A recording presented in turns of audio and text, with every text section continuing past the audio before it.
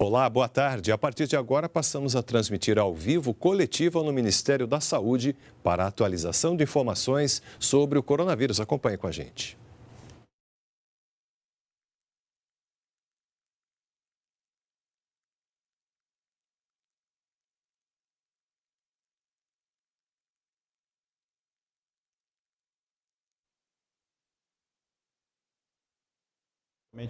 Mas essa coletiva digital, né, nós temos os jornalistas que enviam as perguntas pelo nosso grupo já previamente cadastrado. A mesa, eu vou fazer uma apresentação visual também para que todos possam acompanhar. Nós temos o secretário executivo do Ministério da Saúde, João Gabardo dos Reis, e aqui é o secretário de Vigilância em Saúde, o Anderson Kleber de Oliveira. Por favor, secretário. Antes de começar, eu quero também comunicar que a gente tem a presença da doutora Socorro, diretora da OPAS no Brasil, e também o representante do CONASEMS, doutor Mauro, que representa aqui o Conselho Nacional de Secretários Municipais de Saúde. Vamos começar com o secretário Anderson, fazendo a atualização dos dados. Boa tarde a todos. Os dados de hoje são os seguintes. No Brasil, nós temos 2.201 casos, 46 óbitos, com letalidade 2,1, abaixo da média global. Na região norte, temos 82 casos, total, 33,7% do total de casos. No Brasil, Acre, 17, Amazonas, 47, Amapá, 1, Pará, 5, Rondônia, 3, Roraima, 2, Tocantins, 7, sem registros de óbitos na região norte. Região nordeste, 354, 16,1% do total de casos. Alagoas, 7, Bahia, 76, Ceará, 182, Maranhão, 8, Paraíba, 3, Pernambuco, 42, Piauí, 6, Rio Grande do Norte, 13, Sergipe, 15.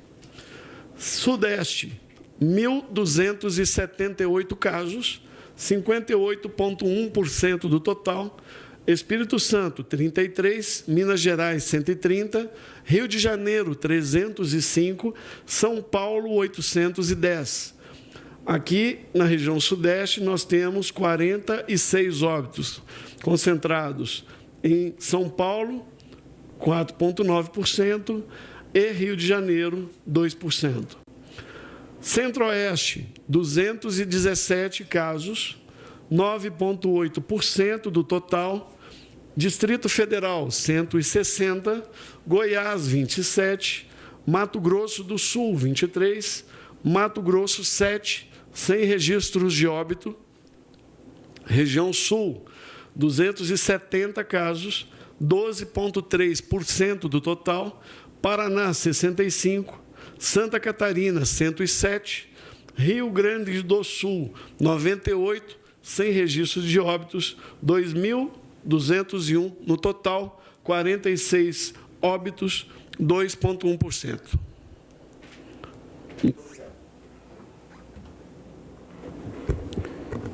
Renato, podemos começar as perguntas. De quem?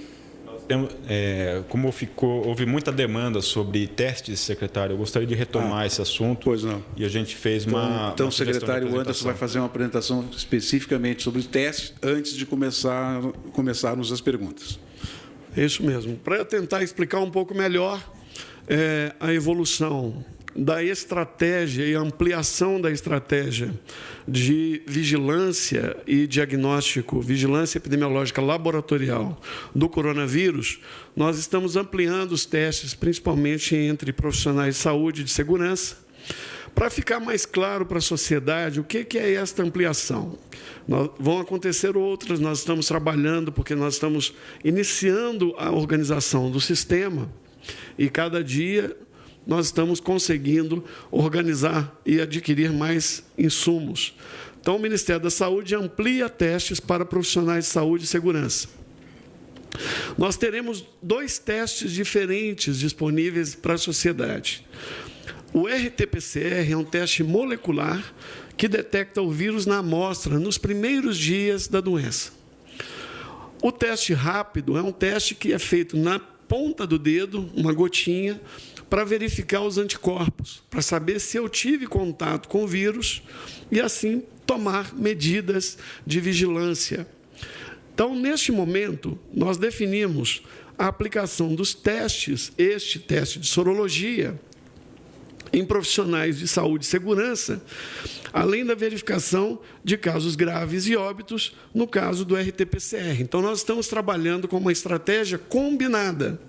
Essa estratégia combinada vai nos permitir ganhar escala, identificar um número maior de casos, para poder aumentar a precisão das medidas de isolamento e, ao mesmo tempo, no caso dos profissionais de saúde e segurança, garantirmos a manutenção dos serviços prestados, porque nós precisamos retomar, muitos profissionais estão em isolamento e nós precisamos que eles retornem para as unidades de saúde com segurança para atuar dentro da unidade.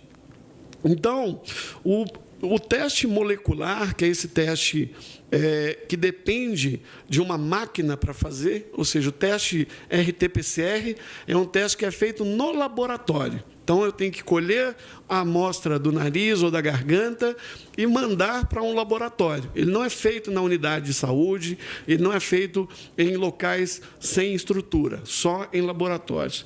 Este teste, ele é utilizado já na rotina do Brasil. Nós utilizamos ele há muitos anos para diagnosticar casos graves de síndrome respiratória e também os casos leves por meio de amostragem em unidades sentinelas. Com isso, nós iremos divulgar os endereços das unidades sentinelas para que todos vocês possam acessar no site e conhecer se na sua região tem alguma unidade sentinela. Para atingir um volume grande de pessoas, como ele depende de máquinas e depende de uma capacidade grande de produção e realização dos testes, nós precisamos adquirir esses materiais de vários fornecedores de várias formas. E, desta maneira, vários estão oferecendo para o governo federal e disponibilizando de acordo com a disponibilidade. É como se esse aqui tem uma precisão diferenciada, que é o seguinte: alguns testes eles só servem em determinadas máquinas, outros não, então essas máquinas não podem receber, é como se fosse um cartucho de uma impressora, que só serve naquele tipo de impressora. Eu não posso receber um cartucho de impressora de outra marca, porque ela não vai funcionar. Então, com isso, nós estamos recebendo as ofertas e aqui nós já adquirimos, para os próximos 3 meses, 1 milhão de testes. Nós já entregamos 32.576 testes. A última leva, o último lote de entrega foi agora no sábado e no domingo. Chegou nas unidades na segunda, durante o dia. Até o dia 30 de março, até a próxima segunda-feira, teremos mais 2 milhões de testes que a Fiocruz adquiriu os insumos na China e está montando esses testes para a gente. A Petrobras, por meio de doação, está doando 600 mil testes para usar nessas máquinas específicas. Então, são mais 600 mil. Outras empresas privadas, como a Abbott e outros fornecedores, estão fazendo ajustes nas máquinas das marcas deles para que a gente possa utilizá-la. Exemplo, a máquina que é usada para testar tuberculose e testar HIV, é uma máquina chamada GeneXpert, é um point of care. Essa máquina está sendo adaptada para que a gente possa utilizá-la para testar o coronavírus. É uma grande vantagem. Então, a gente está ampliando a capacidade. Isso foi uma negociação com essas empresas privadas. E estamos adquirindo aqui 1,3 milhão de testes. Estes 1,3 milhão, mais 2 milhões, mais 1 milhão, todos são compras públicas, com recursos do Ministério da Saúde.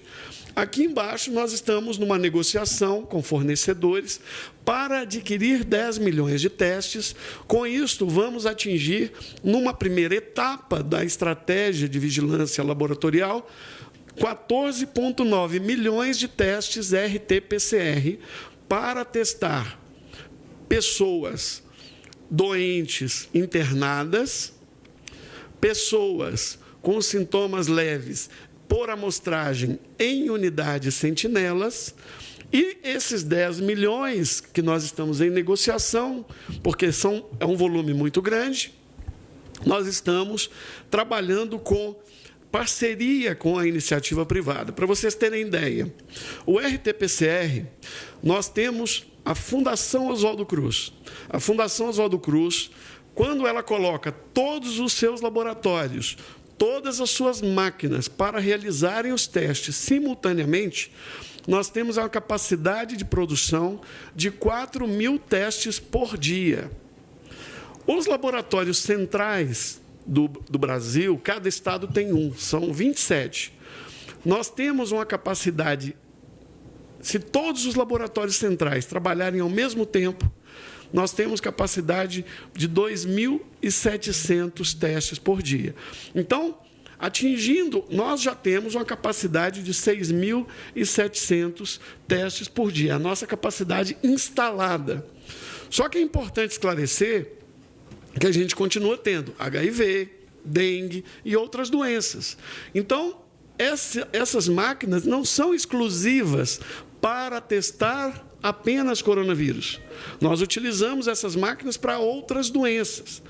Com isto, estamos numa parceria com a iniciativa privada, adquirindo máquinas maiores, grandes, que vão permitir fazer, cada máquina consegue fazer até 1.000 testes por dia, só uma máquina.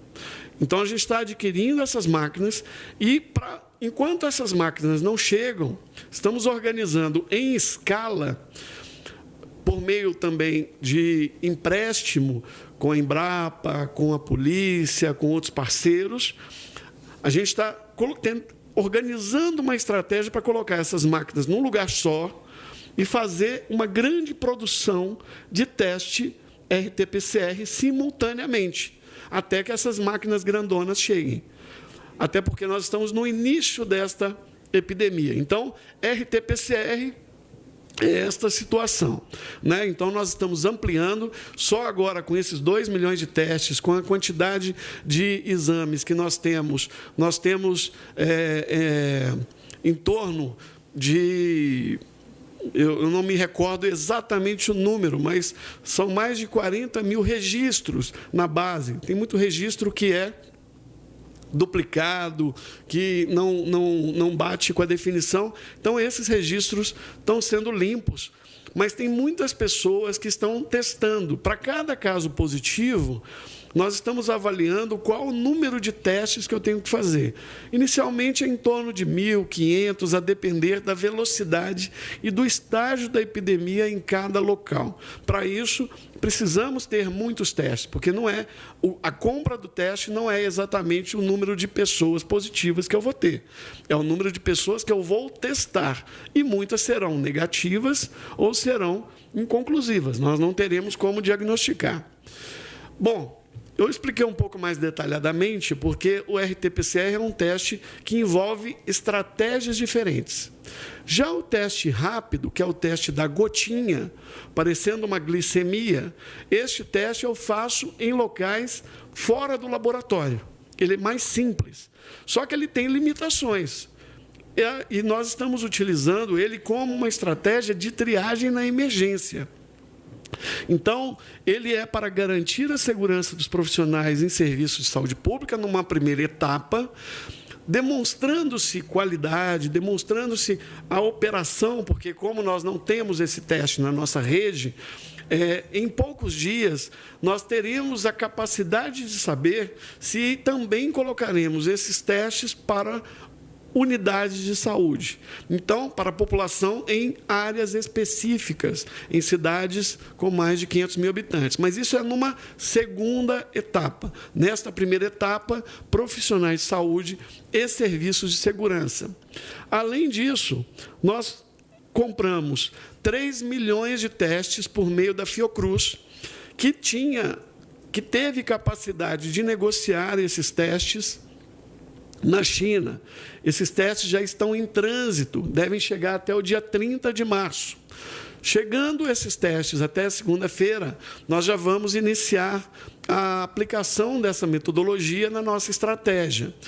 E a empresa privada, que já foi falado aqui, a Vale vai doar 5 milhões de testes, inicialmente chegando na próxima semana 1/5 do total dessa quantidade. Então, nós estamos organizando a estratégia, até porque não tem como fazer todos os testes simultaneamente, estamos descentralizando o diagnóstico, estamos ampliando a estratégia de vigilância para conhecer a doença melhor, para caracterizar a história natural da doença. No total, por isso que dá 22,9 milhões, sendo 14,9 milhões do teste molecular, que precisa ir para o laboratório, e 8 milhões de testes que vão para a unidade de saúde. Pronto. Além disso, para que tudo isso funcione, nós temos que ter estratégias e protocolos. Com isso, nós estamos estabelecendo uma testagem dos casos mais leves, com várias parcerias, com universidades, pesquisadores, para nos ajudar a entender essa doença. Então, o Ministério da Saúde está elaborando um protocolo novo que vai definir esta testagem do RT-PCR, que é aquele teste que precisa da máquina, em postos volantes ou unidades de coleta nas cidades, espalhada em praças, em locais estratégicos, em cidades com mais de 500 mil habitantes. Então, nós vamos conhecer melhor. Possivelmente, o Brasil deva ser um dos países que vai ter o maior número de casos, porque nós vamos testar muita gente e a nossa letalidade vai ficar mais próxima do real. Então, nós estamos trabalhando para conhecer essa doença e contribuir com a sociedade internacional, uma vez que a OMS orientou que nós devemos testar.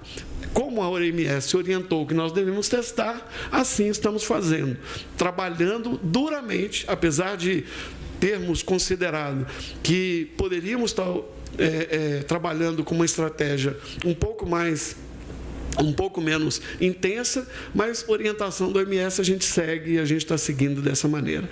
A ideia é utilizar a estratégia em cidades com mais de 500 mil habitantes como uma estratégia de contenção de surtos, porque nós temos nestes locais maiores aglomerações, comunidades mais densas, pessoas morando mais próximas umas das outras. Para conseguir avançar também na nossa estratégia de rotina, que é a vigilância de síndrome respiratória, naquela doença leve, em algumas unidades, nós já temos 168 unidades. Então, várias cidades, em cada uma dessas unidades, que são policlínicas, ou alguns hospitais, que já recebem, que monitoram, que atendem casos de síndrome gripal, de respiratória.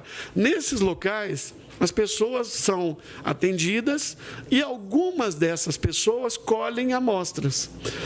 Esta é a estratégia de vigilância sentinela. O objetivo desta vigilância é nos ajudar a monitorar a tendência dessa doença. Se ela está subindo mais rápida, se está indo mais lenta. Ela não é um objetivo fazer diagnóstico clínico das pessoas somente para que a pessoa saiba se ela tem o vírus ou não.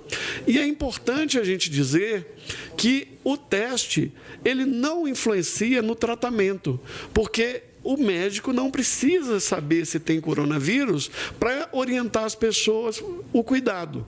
Então, o teste é para complementar o cuidado, é para complementar a estratégia de vigilância, principalmente para evitar que outras pessoas fiquem em contato com quem está doente, em algumas condições. Então, deste modo, estamos trabalhando, e aqui estamos com o CONASEMES e com o CONAS, para ampliarmos, porque tem áreas, tem estados do Brasil que não tem nenhuma unidade sentinela. Então, nós estamos agora não só ampliando a rotina, porque vamos deixar um legado para a sociedade brasileira, a automação dos laboratórios e também ampliação da vigilância sentinela de vírus respiratórios em todos os estados do Brasil. Nós não queremos que nenhuma região de saúde de nenhum estado do Brasil deixe de ter unidade sentinela de vigilância de síndrome gripal.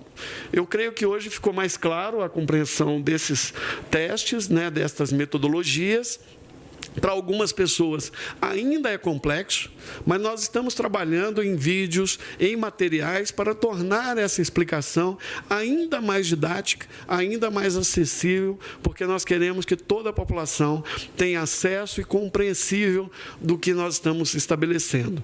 Todas as medidas, custo, fornecedor, quanto custa, tudo estará disponível no site do Ministério da Saúde oportunamente. Muito obrigado.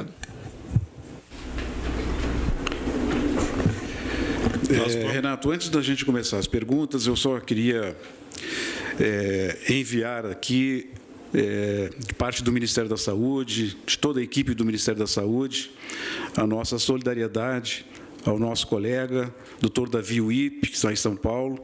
Doutor Davi Wipp, com certeza, vai fazer falta para São Paulo, vai fazer falta para o Ministério da Saúde. É uma pessoa que nos inspira muita confiança, que tem nos ajudado muito.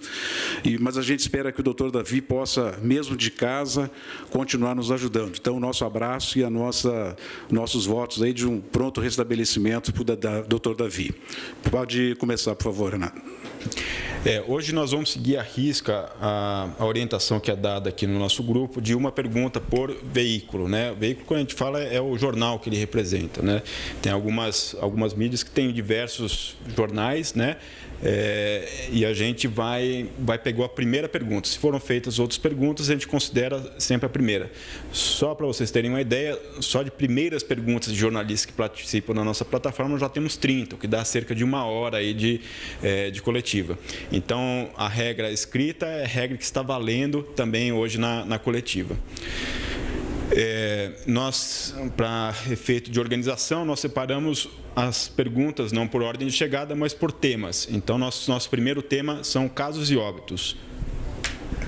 Ardiles Moreira, portal G1. A plataforma do Ministério da Saúde sobre os casos de Covid-19 está fora do ar desde quinta. Por isso, gostaríamos de ter acesso aos seguintes dados de casos suspeitos, total de hospitalizados com faixa etária e gênero e perfil dos mortos, faixa etária, gênero e tipo de transmissão. Não, vamos responder na sequência.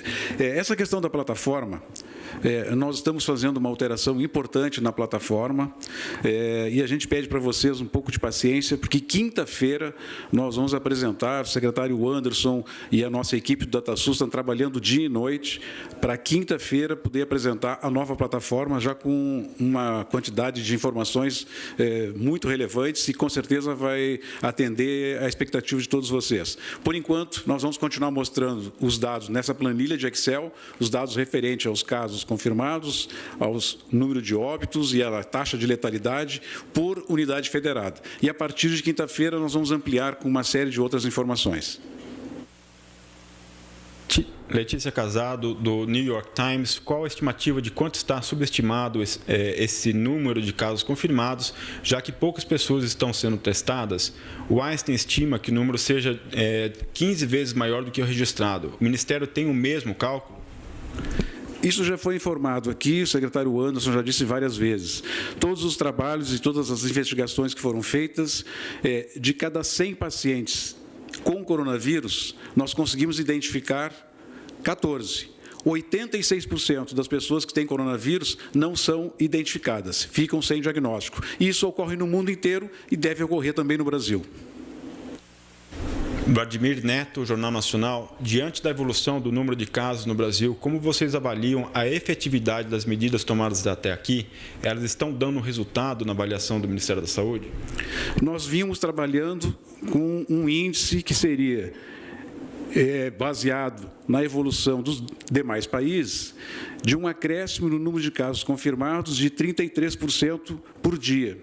Isso significa que a cada 3 dias nós teríamos o número de casos dobrado, multiplicado por 2.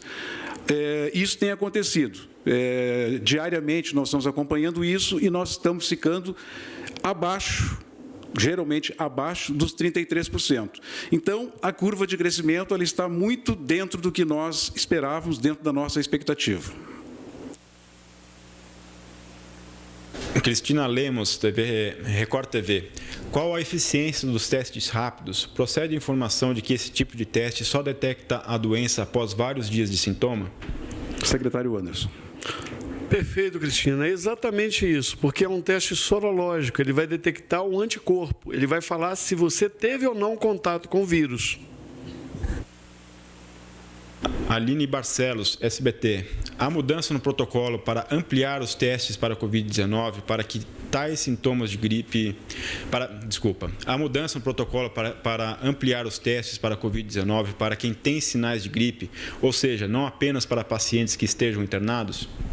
Isso já é feito, como eu mencionei na minha apresentação. Todos os casos leves, eles são testados em unidades sentinelas, de acordo com a amostragem, para monitoramento da tendência e velocidade da doença, não para diagnóstico clínico.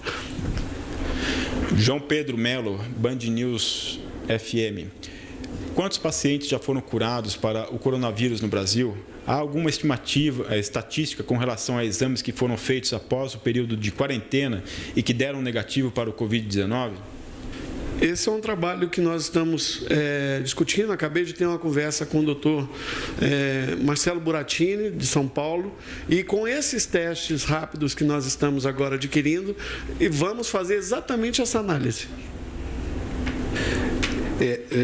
Em relação ao número de pacientes que já foram curados, a partir de quinta-feira, na nossa nova plataforma, esse tipo de informação poderá ser disponibilizado. Os pacientes que tiveram alta dos hospitais, então isso, a partir de quinta-feira, vocês terão. Camila Mota, BBC Brasil. O governo pretende, em algum momento, mudar a abordagem em relação aos testes, hoje restrita aos casos graves? Já foi respondido. Carolina Moreno, TV Globo. Em 5 dias, o Brasil teve um salto de cerca de 220% no número de casos confirmados, mesmo sem testagem em massa, e já entrou no grupo de 20 países com mais casos. Esse aumento foi maior do que a variação em todos os 10 países com o maior número de casos. O governo federal considera que o baixo número de testes aplicados até agora esteja escondendo ainda mais essa tendência? Estamos conseguindo rastrear a doença no Brasil adequadamente? Não é verdade essa afirmação. O Brasil não é o país que tem a maior variação entre os 10 países. Nós estamos abaixo da média entre os países. Então, essa informação não procede. O crescimento está dentro da expectativa e aqui a gente mostra o Brasil é o verde. Essa é a curva a partir do caso número 100 de vários países. Itália, França e Alemanha. Colocamos países que têm relevância. Alguns porque têm um número de casos muito grande, como é a Itália, outros porque têm um número de casos pequeno, como é a Alemanha. E o Brasil segue. Até o dia 11, após o 100º caso, dentro da média. Então, essa afirmação é absolutamente inverídica. Renata Maris, Época Globo. Se o governo chegará ao total de 22,9 milhões de testes comprados, conforme noticiado, explicar quantos serão laboratoriais, quantos serão testes rápidos, quanto será gasto com esses testes e qual o índice de confiabilidade dos testes rápidos que são adquiridos. Não há risco de falso negativo dos testes rápidos aplicados, se é que serão aplicados em profissionais de saúde, fazendo com que eles, mesmo com o vírus, permaneçam nos ambientes hospitalares? O teste rápido, ele tem nesse primeiro protocolo, por isso que nós explicamos agora, os números estão na apresentação, eles têm limitações. Pelo fabricante, a sensibilidade dele é de 86%, especificidade de 93%. Nos primeiros testes que nós fizemos agora, até o 4º dia, tem dado uma especificidade elevadíssima e uma sensibilidade mais baixa, mas é esperado porque a conversão sorológica, ela se dá a partir do 5º dia. Então, nós estamos ainda monitorando essa primeira leva que vai chegar. Ela vai ser para compreender, o Brasil será o primeiro país a testar em escala esse teste rápido. Então, nós teremos aqui muitos olhares do mundo inteiro querendo entender como é que a dinâmica desse teste e nós esperamos que ele saia exitoso. Agora, ele é um teste de triagem, não um teste diagnóstico clínico. Então, nós temos uma precisão quando ele é positivo e é sintomático, mas temos a precisão ela é muito baixa, a sensibilidade é baixa nos primeiros dias da doença. Por isso que só pode ser utilizado depois, quando o IgM, que é o anticorpo que vai mostrar uma infecção recente, começa a aparecer em volume suficiente para poder ser detectado pelo teste. Valor da aquisição, a gente pode passar mais adiante. O valor da aquisição, nós vamos passar por meio da assessoria de imprensa, porque são vários fornecedores, a gente vai colocar todos esses valores. Alguns são doações, nós colocaremos todos esses valores no ambiente do site do Ministério da Saúde. Então, muito em breve, colocaremos lá esses dados, assim que nós tivermos fechado esses valores. O que já está fechado, o que nós já nos comprometemos com a Fundação Oswaldo Cruz, a gente já passa via assessoria de comunicação. Carlos Lins, Poder 360. Quais são as previsões do governo para a quantidade, data de chegada e aplicação dos testes de coronavírus na população? Quantas pessoas devem ser testadas até o final do mês? Então, nós colocamos aqui agora, até o dia 30, teremos 2 milhões de testes RT-PCR, mais 3 milhões de testes rápidos. Além desses, tem as entregas dos outros fornecedores de teste rápido. Então, isso tudo está na apresentação e mais detalhamento podemos passar pela assessoria da comunicação. São perguntas similares, mas eu vou ler. Pedro Campos, TV Bandeirantes, como está a questão da aquisição de novos testes de Covid-19? Quando estará disponível? A intenção dessa ampliação, a aplicação do número de testes é testar o maior número de pessoas? Qual é o montante de dinheiro envolvido nessa aquisição? Bom, é importante esclarecer o seguinte: nós estamos buscando toda disponibilidade de testes no mercado internacional. Neste momento, a Índia acabou de fazer um bloqueio por 21 dias de todo o território nacional indiano. A China está com dificuldade de fornecimento de insumos. A Roche, que é uma das fornecedoras de máquina, não está conseguindo suprir o mercado internacional. Então, nós estamos usando toda a possibilidade, toda a capacidade instalada no território nacional. Então, estamos com a Embrapa, Ministério da Agricultura, Polícia Federal.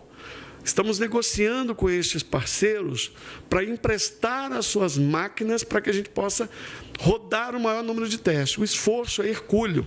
Estamos enfrentando uma pandemia, possivelmente a maior pandemia deste século, assim como foi em 1918. Esperamos que seja menos letal do que foi a pandemia de 1918. Então, este processo da questão dos testes, ele está em construção.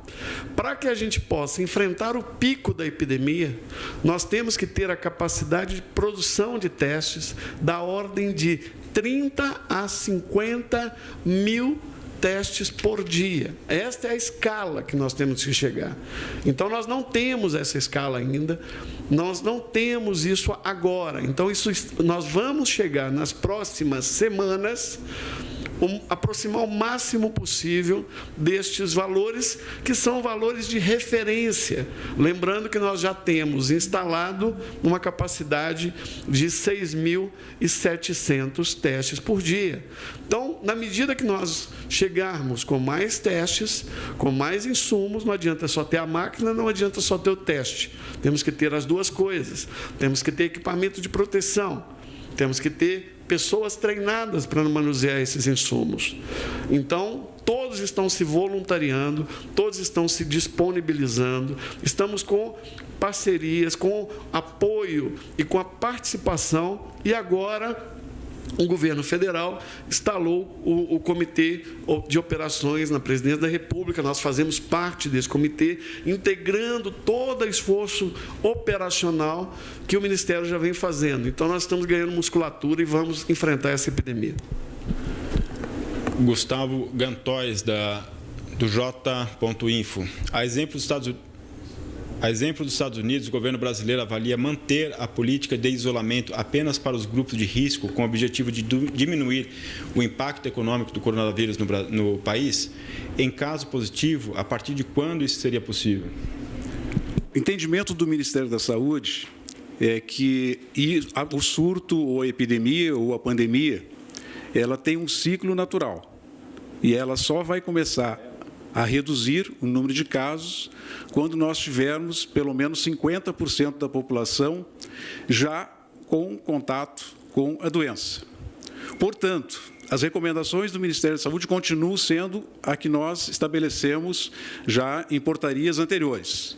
A recomendação do Ministério da Saúde é para que todas as pessoas sintomáticas aguardem em casa, fiquem em isolamento domiciliar, juntamente com todos os seus familiares, por um período de 2 semanas.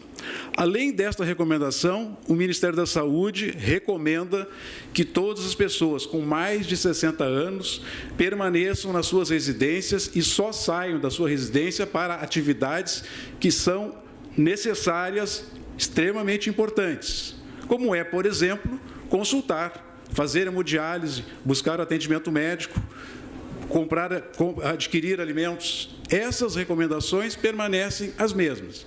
Nós reconhecemos com atitudes, com medidas que estão sendo feitas por outros locais, mas as nossas recomendações continuam sendo essas. Até porque, se nós mantivermos a população totalmente trancada durante 2 semanas, o que acontecerá a partir do 15º dia, quando as pessoas deverão sair deste isolamento?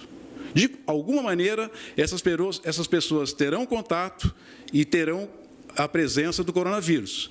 O que a gente espera com essas medidas é reduzir a velocidade do número de pessoas doentes, de pessoas que precisam de internação hospitalar e, principalmente, que diminua a velocidade das pessoas que necessitem de leitos de UTI. Essas são as recomendações do Ministério da Saúde nesta data. Nós estamos sempre dizendo que nada é definitivo, mas, até o presente momento, essas são as recomendações do Ministério da Saúde. Eu peço para o secretário Anderson complementar se tiver alguma outra informação. Todas essas medidas estão sendo moduladas ao longo do tempo, né? Nós estamos aqui, eu, secretário Gabardo, com o ministro Mandetta, todos os demais secretários, discutindo com os secretários estaduais e municipais a adequação da medida de acordo com a realidade de cada local, né? Temos que adaptar agora ao longo do tempo, porque nós estamos agora conhecendo um pouco mais da velocidade dessa doença. Por isso que o teste rápido é importante, por isso que a medida de isolamento é importante, por isso que nós estamos fazendo também a campanha de vacinação contra a influenza. É uma medida também para reforçar essas atividades. E aí, secretário Gabardo, até agora, 24 de março de 2020, às 16 horas, conseguimos aplicar 1.478.000 doses, 478.650 doses no público geral. Desse, 78,3%, ou seja, 1.478.650 foram aplicadas em idosos e 5,3% em pessoas com 60 anos ou mais que tomaram a vacina. Nós vamos, em breve, consolidar esses dados até sexta-feira para dar uma informação mais completa, e essa estratégia de vacinação tem tudo a ver com as medidas, porque a gente vê que as pessoas estão compreendendo a estratégia, estão aderindo à estratégia do Ministério da Saúde com os estados e municípios fazendo medidas estratégicas para vacinar as pessoas em escolas, locais abertos, fazendo várias iniciativas com farmácias. E aí eu quero cumprimentar o presidente Mauro, parabenizar o Conasems e todo o apoio para que a gente conseguisse esse êxito. Ainda estamos longe do final, 1 milhão de 75 milhões. Então, temos ainda que continuar orientando as pessoas para se vacinar e ficar em quarentena até que a gente tenha orientações adicionais. Uma vez que foi falada a questão da vacinação, eu queria fazer uma observação que eu acho que é importante. Nós iniciamos a vacinação na segunda-feira e hoje nós temos muitas reclamações de locais onde o quantitativo de vacinas foi insuficiente para atender a demanda. Nós tínhamos duas possibilidades. Normalmente, o que a gente faz? Nós esperamos receber do Butantan um quantitativo de vacinas suficientes para fazer a distribuição para os estados, para que os estados possam distribuir para os municípios, para que os municípios possam distribuir para a sua rede de unidades básicas. E aí não falta vacina. Neste caso, nós optamos em fazer uma antecipação. Para fazer a antecipação, nós estamos disponibilizando, à medida que o Butantan conclui o processo de fabricação da vacina, nós vamos distribuir. Então, a população e os meios de comunicação têm que ter um pouco de compreensão desse processo. Para antecipar, a gente vai liberando as vacinas à medida que elas vão sendo fabricadas. A outra opção era não fazer agora, não iniciar agora, esperar ter um quantitativo suficiente de vacinas para que, com a distribuição, elas não faltassem. Optamos pela primeira hipótese e acho que nós acertamos, antecipar a vacina. Agora, tem que ter compreensão. Se todo mundo quisesse vacinar no primeiro dia, no segundo dia, não vai ter suficiente. Mas, todos os dias, nós estaremos mandando 1 milhão de doses de vacina para todos os estados. 1 milhão de doses de vacinas diariamente. Esta é a produção que está sendo feita. Começamos com 10 milhões. E começamos com 10 milhões. Mas, eventualmente, porque os estados têm que distribuir para os municípios, têm que distribuir para os postos, eventualmente um ou outro município ou um ou outro posto ficou com uma quantidade de vacina insuficiente para atender a demanda. Isa Staciarrini, da CBN. Há algum temor com o rigor ou impacto ainda maior na economia para não decretar quarentena total, como fizeram outros países, a exemplo da Itália, para impedir as pessoas de sair nas ruas? Olha, não é questão de ter temor. Nós estamos avaliando diariamente. Nós estamos consultando as pessoas, os especialistas, nossos consultores, que nos ajudam tecnicamente. Estamos analisando a situação no mundo. E a posição do Ministério da Saúde, nesse momento, é essa. Pode ser que a gente tenha que mudar nos próximos dias ou nas próximas horas. Nesse momento, as nossas recomendações são essas que estão estabelecidas em portarias ministerial. Juliana Contaifer, Metrópolis. Qual é a recomendação para os casos confirmados que já completaram os 14 dias de quarentena? Alguns pacientes não têm médico responsável pelo caso, já que estão isolados em casa. Uma boa pergunta da Juliana, agradecer, porque essa é uma confusão e nós precisamos preservar o serviço de saúde. Não faz sentido pedir que a pessoa, ao final do 14º dia, tenha que ir para uma unidade de saúde. Terminou o período de isolamento, pode sair do isolamento e voltar à sua vida normal, não tem que ficar em isolamento. Então, é simplificar. Não tem que fazer novo teste, não tem que ficar fazendo uma nova consulta para saber se já está bem ou não. A não ser que ela tenha alguma condição de saúde que necessite de uma consulta clínica. Mas aí é por outras causas, por outras condições. No caso do coronavírus, concluiu os 14 dias, vida que segue, vida normal, sai do isolamento. Débora, Rádio Gaúcha. Se o travamento absoluto do país é péssimo para a saúde, como diz o ministro Luiz Henrique Mandetta, por que o Brasil não estabelece medidas restritivas unificadas? Como isso pode ser atenuado? Já foi dito que sem medidas restritivas, casos podem dobrar em três dias. O Sistema Único de Saúde, ele é descentralizado. E os estados e os municípios têm as suas prerrogativas e têm as suas liberdades para tomada de decisão. Isso de ter uma medida que seja unificada no país não serve para a configuração do país, do Brasil. Então, a gente continua dando as recomendações, mas os estados e municípios têm liberdade para tomar medidas dentro das suas prerrogativas. Quanto à questão de que, se nós não fizer nada, vai ter um crescimento... Aliás, a última parte da pergunta, levanta um pouquinho, porque senão eu estou perdendo a primeira... Isso, aí, a parte final. Já foi dito que, sem medidas restritivas, os casos podem dobrar em 3 dias. Não. A nossa expectativa é que, com as medidas que nós estamos tomando, nós tenhamos uma curva de crescimento de 33%, ou seja, que vai dobrar a cada 3 dias. Essa é a expectativa que nós temos com as medidas que estão sendo tomadas. Se nós não tomássemos nenhuma medida, a expectativa de crescimento seria muito maior do que essa. Jonas Valente, Agência Brasil.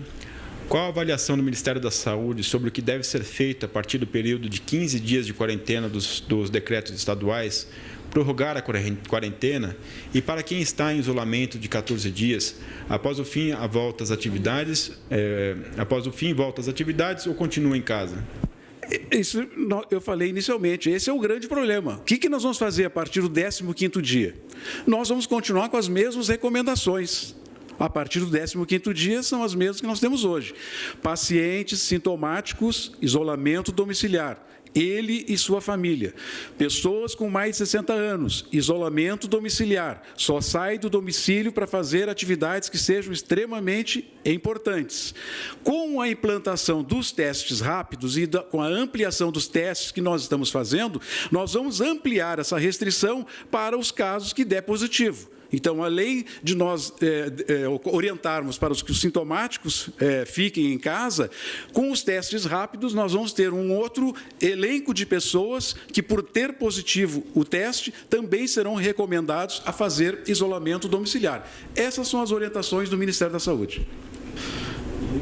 Completando a fala do Dr. Gabardo, a medida de quarentena, ou seja, a medida de isolamento global de uma cidade, no caso aqui em Brasília, onde nós moramos, as pessoas estão em isolamento, muitas estão em isolamento, combinado. Nem todo mundo está com sintoma, nem todo mundo está infectado, mas está todo mundo porque alguns serviços estão parados. Então, se para o serviço para diminuir o fluxo de pessoas. Isso é diferente do isolamento do sintomático, que é aquela pessoa que está doente e está em casa, tem que ficar em casa. No caso de um isolamento de uma cidade inteira, você está querendo diminuir o fluxo de pessoas circulando naquela cidade, mas ainda continua algum tipo de fluxo. Os hospitais têm que funcionar, a segurança tem que funcionar, né? Os supermercados. Então, cada cidade, cada localidade fez a sua estratégia. Nós estamos monitorando a velocidade da transmissão, porque o difícil não é fechar, o difícil é abrir. Então, nós estamos agora trabalhando para dar apoio, auxiliar e orientar melhor as medidas, porque as medidas foram locais.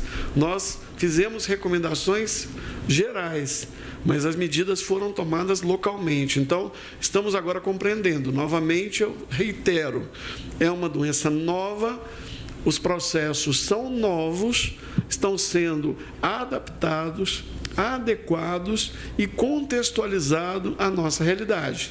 Baseado no que nós estamos trabalhando, estamos seguindo o plano conforme foi planejado lá em janeiro. Estamos dando seguimento a uma estratégia. Obrigado.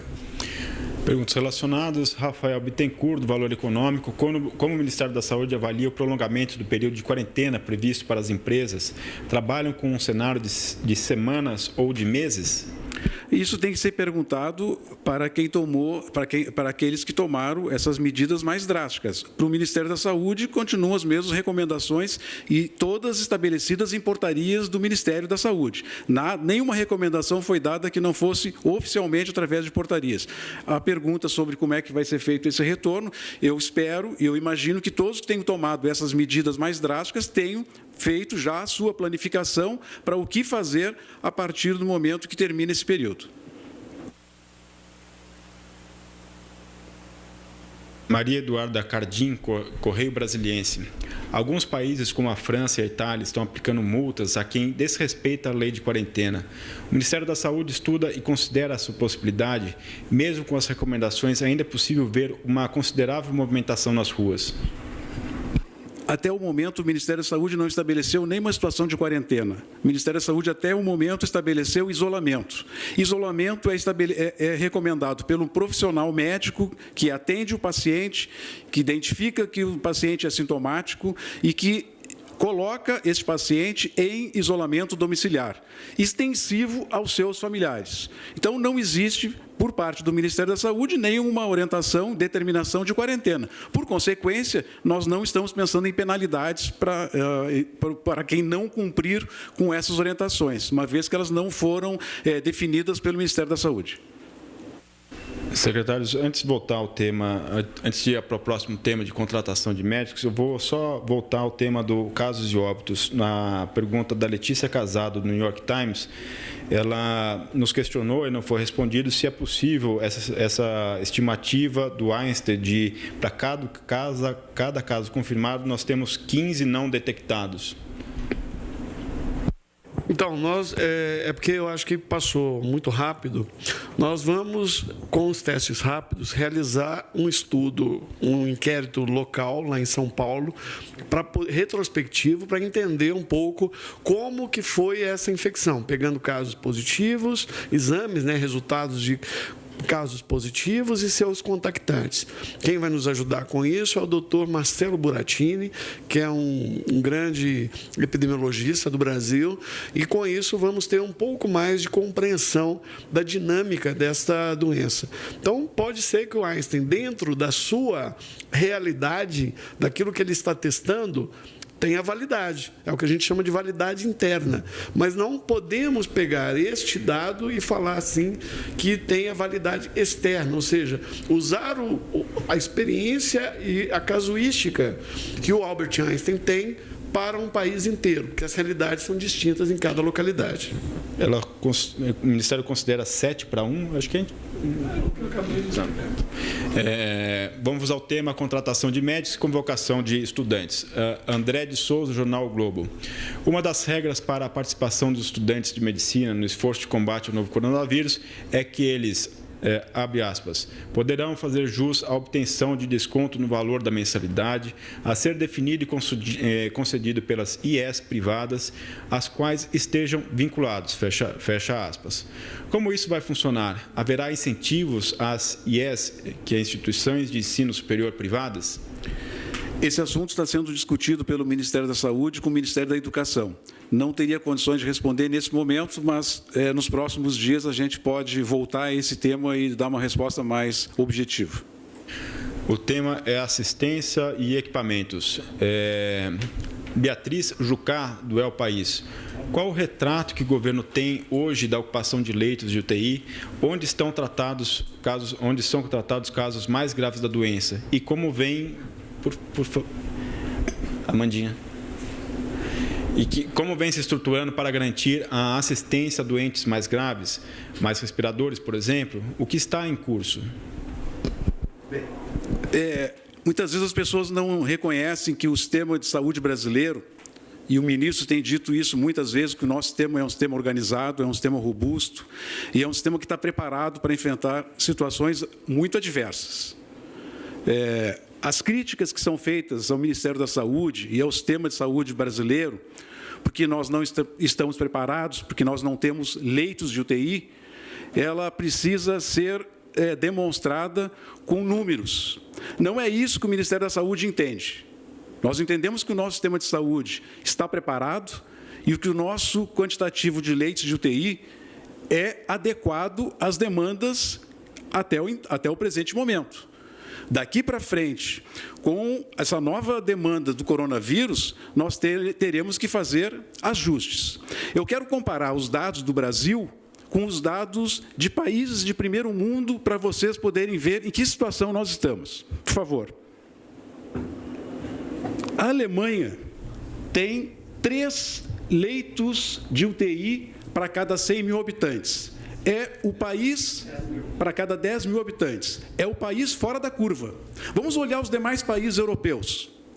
A França tem 1,05 leitos para cada 10 mil habitantes. A Itália, que está com enorme dificuldade para atender a sua população, tem menos de 1 leito para cada 10 mil habitantes. A Itália tem 0,83 leitos.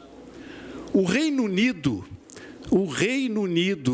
tem 0,6 leitos de UTI para cada 10 mil habitantes. E o Brasil, que não tem estrutura nenhuma, que tem um sistema de saúde que não funciona, que é precário, tem 2,6 leitos de UTI antes da ampliação. Isso aqui é o retrato que nós tínhamos no início de março, final de fevereiro. 2,6 leitos para cada 10 mil habitantes. Vamos pensar em números absolutos. São Paulo, só o estado de São Paulo, tem mais leitos de UTI que toda a França. Só o estado de São Paulo tem quase o dobro de leitos que toda a Itália. Só o estado de São Paulo tem o dobro de leitos de UTI que o Reino Unido. Esses países tiveram muita dificuldade em atender às demandas por pacientes que precisam de respirador e que precisam de leite de UTI. Eu venho dizendo há bastante tempo que a Alemanha tem um resultado diferente e eu acho que o resultado diferente da Alemanha, porque a Alemanha tem esse perfil diferente de todos os outros países europeus, que tem 4, 5 vezes mais leitos de UTI que a França, que a Itália e que o Reino Unido.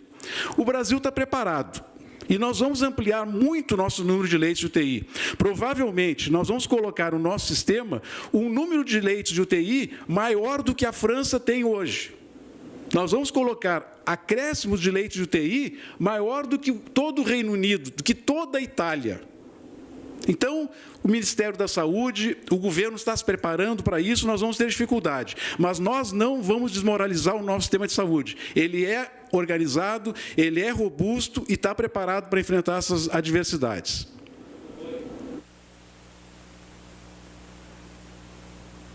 Natália Fruit, RBS TV. Entidade de classe nos estados, sindicatos médicos e outras categorias estão reclamando que os profissionais de saúde estão sem EPIs, que equipamentos de proteção individual em saúde, se não estou enganado. Faltam principalmente máscaras. Qual a quantidade e os tipos de itens que o Ministério já mandou para os estados? O Ministério da Saúde já mandou uma primeira remessa para todos os estados brasileiros de 20% do que nós conseguimos comprar. A ideia era distribuir para todo o país 20% e os outros 80% nós vamos distribuir conforme a necessidade. O que acontece? Alguns estados, principalmente a região norte e nordeste, nós tivemos um atraso no envio desses EPIs por uma razão muito simples. Esses nossos equipamentos estão nos aeroportos já há 2 ou 3 dias, aguardando voos que possam levar, e esses voos não ocorreram. Houve cancelamento de voos, ou quando tem um voo, já tem um excesso de bagagem, enfim, não conseguimos mandar. Então, eles foram pelo sistema rodoviário. Para quem não recebeu ainda, Norte e Nordeste deve chegar no dia 27 e no dia 28, mas nós estamos preparando já para amanhã uma segunda remessa de equipamentos de proteção individual, incluindo as máscaras. Daí nós vamos utilizar uma outra estratégia para enviar esses equipamentos. Nós estamos solicitando o apoio da Força Aérea Brasileira para que a FAB possa, a partir de agora, fazer a logística de distribuição desses EPIs para os estados Norte e Nordeste, uma vez que para os demais estados nós não temos dificuldade para o encaminhamento. Então, nós estamos mandando agora uma segunda remessa. É suficiente? Pessoal, a questão da máscara é insuficiente no mundo inteiro. Os Estados Unidos não têm máscara suficiente, o mundo não tem máscara suficiente. Nós estamos fazendo o esforço do que é possível. Ontem, por exemplo, nós apreendemos em Santa Catarina 5 milhões de máscaras que estavam sendo exportadas. 5 milhões de máscaras. Entre hoje, ontem e amanhã, nós vamos fazer 71 apreensões com o apoio da Receita Federal, 71 apreensões de exportações de produtos que não podem mais ser exportados. Equipamentos de proteção individual, respiradores, monitores, enfim, tudo aquilo que a gente precisa, nós estamos apreendendo para que não saia do país. Mas, mesmo assim, nós vamos ter dificuldade. Quais são as medidas que a gente pode fazer em relação à questão das máscaras? A máscara, para a população, para as pessoas que querem impedir, porque estão sintomáticas, impedir de contaminar outras pessoas, é uma barreira física. Faz com pano. Quem não tem outra alternativa, faz com pano, pega um tecido, coloca, bota um elástico. Ele é uma barreira física para que não haja, ao falar, ou ao tossir, ou ao espirrar, a disseminação de gotículas que possam contaminar outras pessoas. Vamos deixar as máscaras, essas que têm registro, que são aprovadas pela Anvisa, para ser utilizadas pelos hospitais. Vamos deixar para ser utilizada pelos profissionais da área da saúde. Existem já iniciativas como aqui em Brasília, o Instituto de Cardiologia do Distrito Federal está produzindo as suas máscaras. Colocou 3 ou 4 pessoas com máquinas de costura e comprou o tecido que é utilizado para fazer essas máscaras, chama-se TNT. Essas máscaras estão sendo confeccionadas dentro do próprio hospital, para utilização, para os casos de pacientes que são sintomáticos, para os funcionários que estão gripados, e reserva para a equipe médica, para a equipe cirúrgica, as máscaras que são produzidas, que têm registro. Tem outros estados, São Paulo, hoje pela manhã, anunciou, está comprando, adquirindo esse tecido chamado TNT, que é o tecido utilizado para a produção de máscaras, e fazendo um convênio, uma parceria com as pessoas que estão em liberdade, como chamam os presidiários, como é a correta? Privados de liberdade, né? Os presidiários, eles, para que elas ou eles possam fazer esse trabalho de produção de máscaras, o que é extremamente criativo e que vai nos dar uma folga nesse quantitativo de máscaras. Não esperem máscaras que o governo vai ter condições de colocar todas as máscaras que nós precisamos. Não vamos conseguir. As pessoas vão ter que ter criatividade. Se não tem outra alternativa, faça uma máscara em casa, faça uma máscara com pano. Isso é uma barreira física e que vai ajudar para os casos de pessoas que estão sintomáticas e não querem transmitir para outras pessoas. Não recomendo isso, em hipótese alguma, para o serviço de saúde e nem para os profissionais de saúde. Esses vão continuar utilizando as máscaras oficiais registradas na Anvisa. Renan Ramalho, de O Antagonista. Quantos hospitais de campanha estão sendo montados no país para atender pacientes com a Covid-19?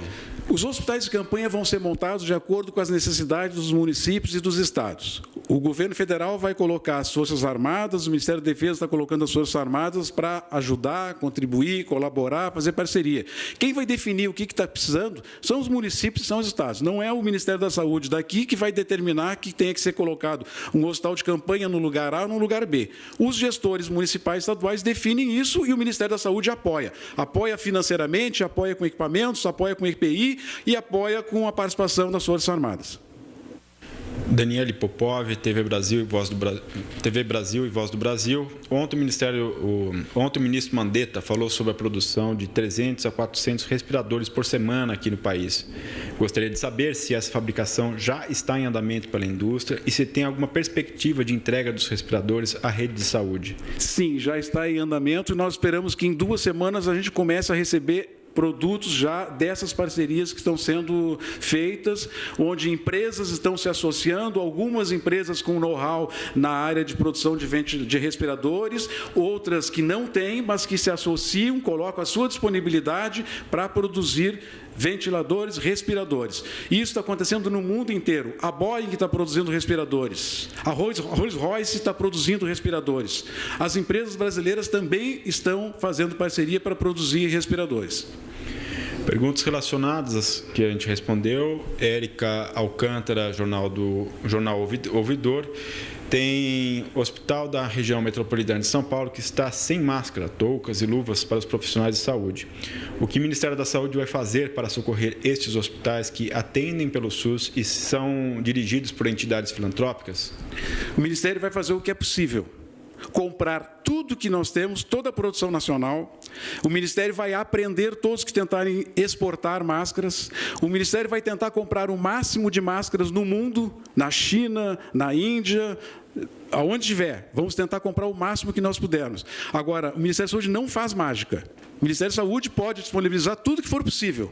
As outras alternativas eu falei inicialmente. Criatividade, produção de máscaras nos estados, produção de máscaras nos municípios, produção de máscaras nos hospitais e até mesmo produção de máscaras no domicílio para utilização dentro das suas residências. O próximo tema, cenário internacional. Felipe Amorim, UOL. Por que foi permitido o envio de máscaras e ventiladores pulmonares para a Itália? Há falta ou excedente desses equipamentos aqui no Brasil?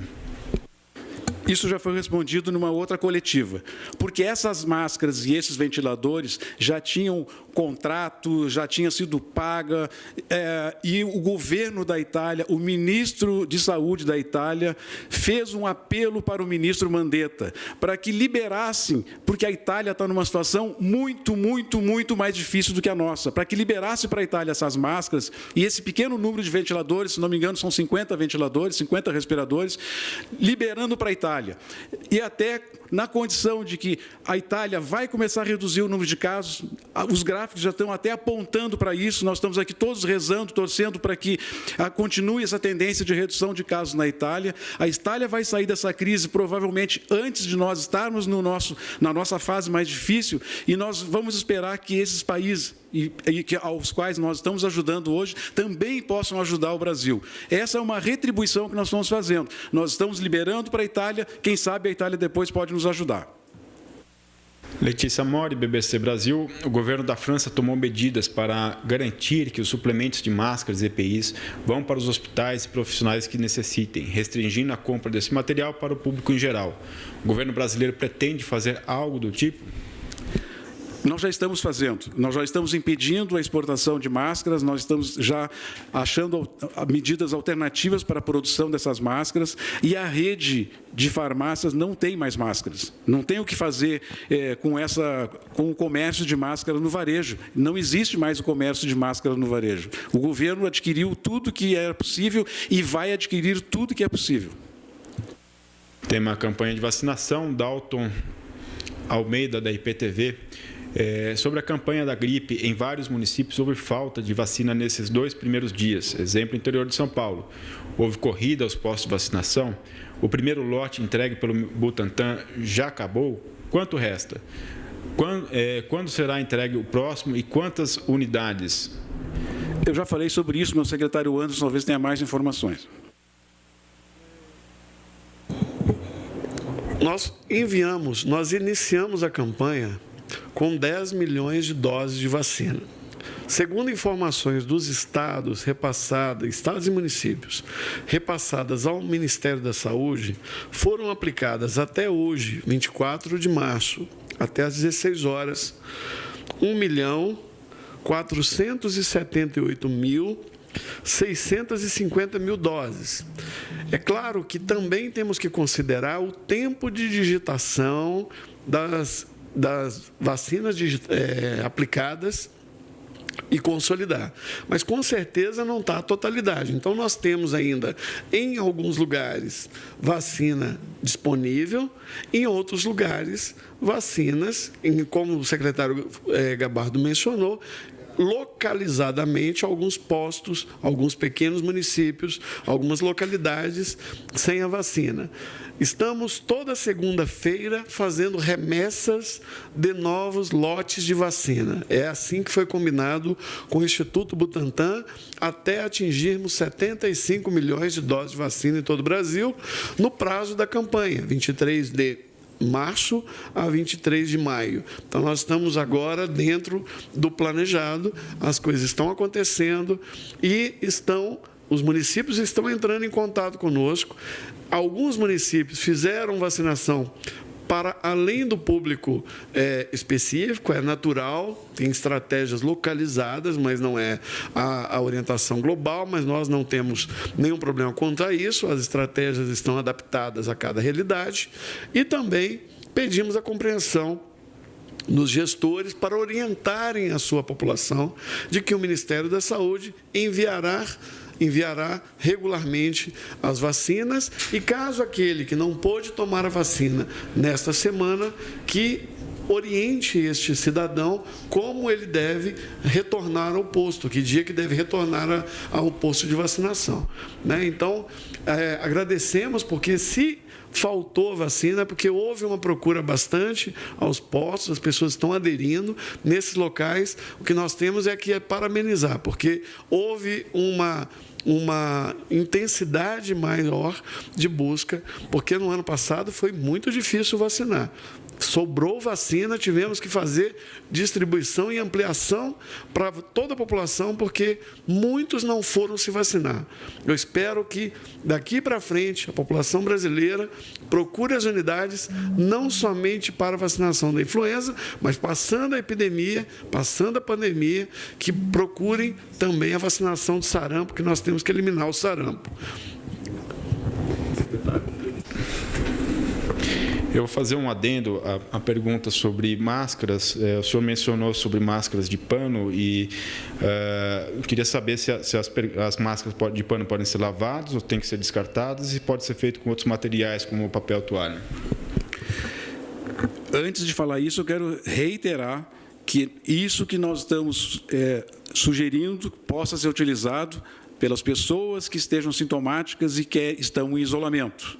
Nunca por serviços de saúde, por médicos, por hospitais. Esses deverão continuar usando as máscaras que são registradas na Anvisa e que têm um padrão de fabricação que lhes garante a qualidade. Nós estamos falando aqui de uma barreira física. As pessoas que estão sintomáticas, para evitar que as gotículas se transmitam com mais facilidade, quando vão pegar um transporte coletivo, na necessidade de pegar um transporte coletivo, se elas vão no supermercado fazer aquisição da sua alimentação, se ela precisa sair para fazer alguma dessas situações, ela pode usar uma barreira física. Essa barreira física, muitas vezes a gente faz com o braço, pode ser feita com uma máscara feita de tecido, pode ser feita na internet, tem várias alternativas que já estão sendo oferecidas, sugestões que estão sendo oferecidas, todas elas funcionam como barreira física. Por consequência, elas podem ser utilizadas nessas condições que nós estamos falando. Você pode lavar. Pode lavar. Lavar não vai deixar de continuar sendo uma barreira física. Ela não vai ser esterilizada. Nós não vamos ter a garantia de que aquele material não tem bactérias. Não é isso que nós estamos tratando. Nós estamos tratando de ter uma barreira física que vai reduzir a possibilidade da transmissão do vírus. Vitor, da Globo News. As autoridades do Ministério da Saúde sempre prometem transparência na gestão dos recursos para o combate ao novo coronavírus. A medida provisória que garante suspensão de prazos para apresentação de resposta à Lei de Acesso à Informação contradiz essa premissa. Como será garantida a transparência daqui para frente? Vocês não vão precisar da Lei de Acesso à Informação para obter as informações sobre os gastos do Ministério da Saúde em relação ao coronavírus. Isso já foi dito pelo ministro, já foi dito por mim aqui em várias oportunidades, que o Ministério da Saúde vai colocar todas as despesas elaboradas, todas as despesas executadas para coronavírus numa conta específica com absoluta transparência. Os nossos processos de aquisição, os nossos contratos, todos estão sendo acompanhados dentro do Ministério da Saúde por um grupo que envolve a nossa diretoria de integridade, com a participação do TCU, da CGU, da PGR, até mesmo do Supremo Tribunal Federal. Todos os nossos processos estão sendo acompanhados. E a transparência está garantida, independente dessa questão da lei de informações. Vocês não vão precisar utilizar desse argumento para obter as informações. Elas vão estar lá no site. Acontece que muitos estão querendo saber o seguinte: bom, mas até agora o Ministério da Saúde não gastou os 5 bilhões de reais. Não gastou mesmo. E nem vai gastar agora, imediatamente. Por quê? Nós estamos dizendo que nós vamos garantir o pagamento de todas as internações com coronavírus. Agora, nós não vamos antecipar o pagamento para os hospitais. Nós não vamos pagar sem saber quanto é que nós vamos gastar. O recurso está aqui, à medida que as internações ocorrerem, as AHs forem elaboradas, o Ministério da Saúde vai pagar o hospital. Nós estamos dizendo aqui que nós vamos pagar o custeio de todos os leitos de UTI que os pacientes internarem por coronavírus, independente do repasse que é feito pelos estados e municípios. Mas nós não vamos antecipar esse gasto. Nós vamos pagar de acordo com o uso desses leitos de UTI, dessas internações. Então, esse recurso, nós já fizemos repasse de R$ 2,00 por habitante para os estados. Futuramente, em 1 ou 2 dias, nós vamos fazer uma nova transferência de recursos que será anunciada oportunamente pelo ministro e pelo presidente Bolsonaro. Nós estamos adquirindo respiradores, nós estamos adquirindo equipamentos de proteção individual. Tudo isso vai compor um relatório, vai compor uma contabilidade especial para o coronavírus. E isso ficará disponível na página do Ministério da Saúde. O tema é medicamentos. Júnior... Esqueci a compra, senão o Anderson vai ficar chateado. A compra dos insumos para os testes. Os testes, os equipamentos que vão fazer, as máquinas que são necessárias para fazer a realização dos testes, tudo isso está sendo comprado, obviamente, com os nossos recursos, fora aqueles que são doados por iniciativa privada e por empresas. Até para... Eu já falei isso aqui, vou reiterar. Os testes rápidos, né, o preço médio no mercado... Neste momento, lembrando que nós estamos com poucos insumos, poucas pessoas, poucos países que têm a oferta, ele gira em torno de R$ 75,00 cada teste. O teste rápido, o teste RT-PCR, ele gira em torno, ele custa para a gente em Biomanguinhos R$ 98,00 cada teste. São testes diferentes. Um eu preciso da máquina, preciso do tubo, preciso de uma pessoa experiente, tem que pagar. Então, ele é mais caro, ele envolve muito mais. O teste rápido ele é mais simples, ele é mais barato do ponto de vista operacional e, para ele ser custo efetivo, tem que ser feito em larga escala. Ele não é um teste para clínica, ele é um teste de triagem. Então, todo esse custo, ao final, será computado.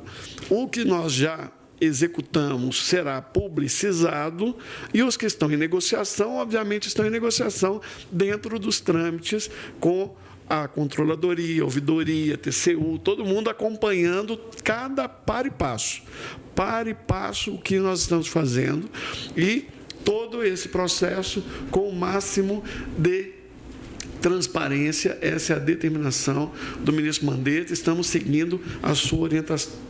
Eu esqueci mais 2 itens importantes que estão nessa relação das nossos compromissos financeiros. Um, que é a contratação dos profissionais para o atendimento nas unidades básicas de saúde, né? Todos esses médicos estão sendo contratados, aí 5 mil médicos estão sendo contratados com esse recurso.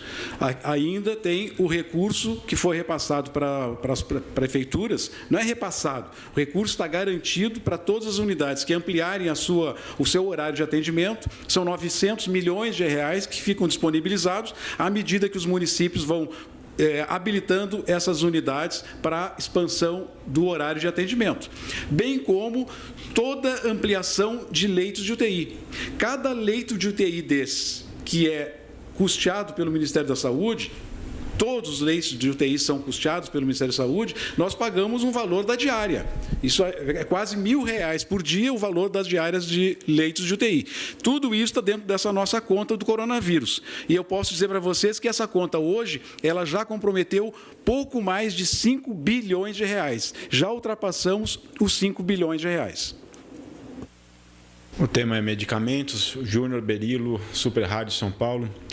Como estão sendo produzidas as pesquisas no Brasil no que se tange à busca de um medicamento, uma vacina, alguma fórmula de bloqueio ao coronavírus? Quais órgãos estão envolvidos nas pesquisas? Alguma parceria com outros países para esta finalidade? A Secretaria, nós temos o Centro de Operações de Emergência. O Centro de Operações de Emergência envolve todas as secretarias. Nós estamos aqui, eu como secretário de Vigilância e Saúde, doutor Gabardo como secretário executivo. Dentro do COI nós somos técnicos, nós fazemos parte de uma equipe enorme. E dentro dessa equipe também fazem parte outras instituições, como a Universidade de São Paulo, como a Fundação Oswaldo Cruz, como o Hospital Albert Einstein, como várias instituições, a Universidade, o Instituto Adolfo Lutz, Instituto Evandro Chagas. Então, todos esses atores estão fazendo. Como eu acabei de mencionar, o professor Marcelo Buratini vai nos ajudar agora, se ofereceu para nos ajudar a fazer a avaliação do teste rápido, fazer uma avaliação de campo, que a gente chama. Nós estamos buscando o teste do medicamento, o doutor Denizar Viana, que cuida da parte de pesquisa do COI, né, que é ligado a toda a área dele. Então, a parte de pesquisa do Centro de Operação de Emergência é coordenada pelo doutor Denizar Viana. E nós estamos fazendo parcerias, abrindo linhas de pesquisa para monitorar o medicamento. A cloroquina está sendo estudada. Pesquisa não é só a pesquisa de laboratório. Nós fazemos pesquisa aqui também dentro do Ministério da Saúde. Então, todas as publicações que estão saindo, estamos fazendo revisões de escopo, revisão sistemática, discutindo com outros atores. Agora, neste momento, estou recebendo aqui uma análise de cenário numa parceria entre o Ministério da Saúde, o COI, com a Universidade de Harvard. Então, temos uma outra parceria com a Universidade de Oxford. Então, todos os atores, o Centro de Integração de Dados e Conhecimentos para a Saúde, o CEDAX, da Fiocruz da Bahia, onde eu trabalhei, está ajudando a gente com a análise técnica de grandes bancos de dados. Então, todo apoio está sendo utilizado. Vacina é um pouco mais complexo, mas o Instituto Butantan, em São Paulo, e a Biomanguinhos, no Rio de Janeiro, está em parceria com os atores, com as instituições de pesquisa que estão desenvolvendo vacina. Como nós não temos ainda um volume grande, estamos no início, esses conglomerados, esses grandes consórcios de análise de medicamento e vacina. Sobre a fórmula de bloqueio, por isso que nós estamos adquirindo os testes, como nós mencionamos. Então, os testes, eles vão nos ajudar a partir do teste, a partir do monitoramento da ocupação dos leitos, né, com a parte da área de assistência, que o doutor Francisco Figueiredo, o doutor Erno estão monitorando, vai nos dar a velocidade da epidemia em cada local. Então, como o doutor Gabardo falou, agora, quinta-feira, muito em breve, teremos informações complementares, nos mostrando melhor a dinâmica desta transmissão no território nacional. Lembrando que nós temos muitos municípios ainda que não têm casos, temos estados que têm ainda um volume de casos proporcional à sua população muito pequeno. Então, temos que lembrar, não tem só o vírus coronavírus circulando, tem influenza, tem influenza A, influenza B, tem outros vírus respiratórios que estão circulando que se parecem com o coronavírus. Também geram gripe, também geram coriza. Isso gera uma confusão. Para isso, estamos monitorando a co-circulação de vírus do coronavírus, com outros vírus respiratórios. E isso vai ficando mais claro na medida que nós estamos entrando na sazonalidade de doença respiratória. É natural que teremos aumento, principalmente por volta da semana epidemiológica 17 até a semana 22, 23. Isso todos os anos acontece, aumenta os casos de gripe nesse período. Com relação ainda a medicamentos, o Ministério da Saúde concluirá até amanhã e vai amanhã apresentar a sua posição oficial em relação à utilização de cloroquina e hidroxicloroquina. Isso está sendo finalizado hoje. Eu tinha prometido que nós divulgaríamos isso hoje, mas estamos fechando isso e amanhã, então, teremos uma posição oficial do Ministério da Saúde sobre a utilização desses medicamentos. Isso é pesquisa operacional. Nós encerramos, então, as perguntas, né? Lembrando que nós utilizamos hoje o critério da regra de uma por jornalista / redação. Foram 29 perguntas em cerca de 1 hora. Então, bem dentro da proposta dessa coletiva virtual. Eu passo para o secretário encerrar. Eu peço compreensão para os jornalistas que não tiveram a segunda pergunta respondida, que para nós é extremamente desgastante. Nós queremos continuar aqui todos os dias respondendo a todas as perguntas que vocês fizerem, mas acho que esse critério de cada um ter a oportunidade de fazer uma pergunta é bem interessante. Até porque, senão, amanhã vocês não vão ter o que nos perguntar. E nós vamos estar aqui amanhã, rigorosamente, como a gente tem feito todos os dias, tentando responder de forma objetiva todas as questões que vocês levantarem. Vamos continuar com esse acordo de nós vamos responder, e hoje eu quero cumprimentar todos os jornalistas que fizeram as perguntas, porque ninguém fez perguntas sobre posição pessoal de alguém ou de alguma autoridade, porque isso nós não vamos responder. Fizeram as perguntas que são relativas à saúde, que é o que nós sabemos responder.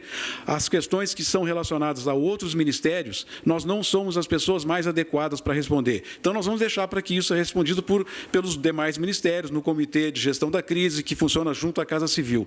As questões relativas à questão da saúde, tanto do ponto de vista epidemiológico quanto do ponto de vista assistencial, nós continuaremos aqui respondendo para vocês. Agradeço e até amanhã. Obrigado.